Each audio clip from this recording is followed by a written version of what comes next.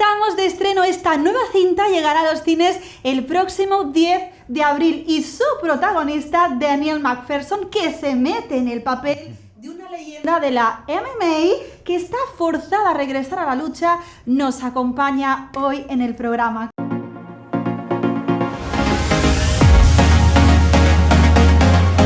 ¿Cómo estás? How are you? I'm so wonderful. Nice to see you. Nice to see you too. My pleasure to be here with you, sharing the time. And the first answer I would like to ask you is, what made you decide to take on this role? It wasn't a tough decision. So I've been working with Russell Crowe on another movie called Land of Bad, and we finished that. And David Frigerio, the writer of that, said, "I've got this MMA script that I think you guys have worked really well with." And so this was back in 2022. And he gave me the script and I read it and I loved it, and I started training pretty much the next day. So when you've got a great script, a really physical character, and Russell Crowe's agreed to come and play your trainer, it was a no-brainer. Let me ask you about your character. Steps away from the cage and becomes a commercial fisherman. How important was the contrast in shaping who Patton is emotionally? It was a huge part of it, you know. So we're finding a man in his early 40s. Life is very different to when he was at his peak as a fighter, you know, maybe 10 or 15 years earlier. He's now a husband, he's now a father to a young family, and he's working really hard to try and provide and protect for his family in a really tough working class environment where there's not a lot of opportunity, there's not a lot of money, and he is just working and grinding to make a life for him and his family. It shows immediately his moral core, his moral center. He's a really traditional man with traditional values of right and wrong. He loves his family, he's got a massive heart, he's a hard worker, but then some things change and we end up back in a cage. You need to see, tienen que ver la cinta para saber cómo continúa. Playing an MMA legend isn't easy. What kind of physical and mentally training did you go through to become Patton James? I'd never have an MMA or martial arts lesson before in my life. So I went straight to a boxing coach and I had to learn how to throw technically the right punches. Then I went to jiu-jitsu, then I went to Muay Thai, then I went to MMA. And thankfully, because it was independent film and because, you know, Russell's schedule was changing and the finance was changing and things like that, I ended up having 3 years to prepare. And so I ended up, you know, taking myself to Thailand to fight. I trained with the best trainers in America and in Australia.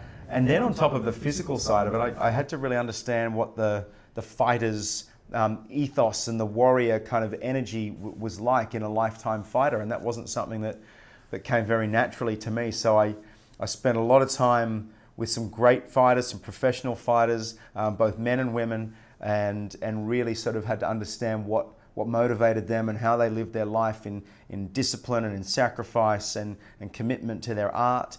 And then I had to go and act opposite Russell Crowe. You know, outside of the physical side of it, the performing side was just as challenging. Do you see parallels between Patton's journey and real life athletes or even like everyday people? Absolutely.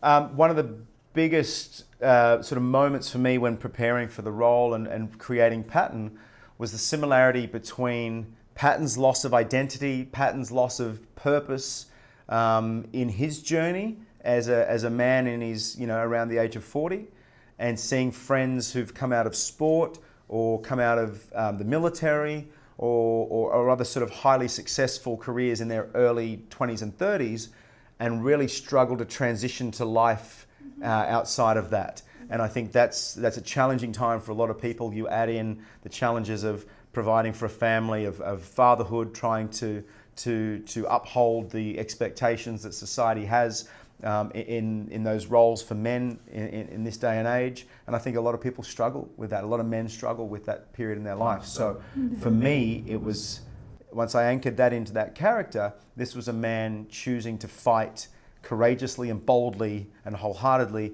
for not only his family and his wife and his future, but also for himself and his identity. You shared the screen with well-known actors like Russell Crowe and Luke Hemsworth. Was there a moment on the set with them that really defined your experience on this film? They were very different. Russell came and worked in the first half of the film and Luke came in at the very end. Russell and I got to work in a really physical sense, particularly in the opening scene of the movie, which still gives everybody goosebumps.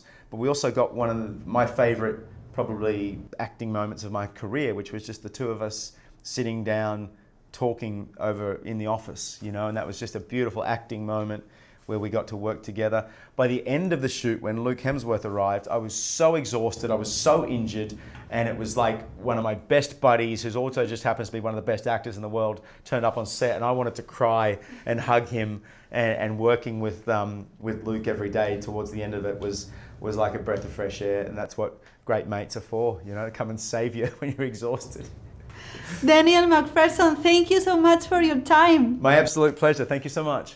Muchísimas gracias, le hemos dicho, por estar aquí hoy con nosotros. Gracias también a ustedes. Y recuerden, este estreno llega a los cines el próximo 10 de abril. No se lo pierdan. ¡Chao!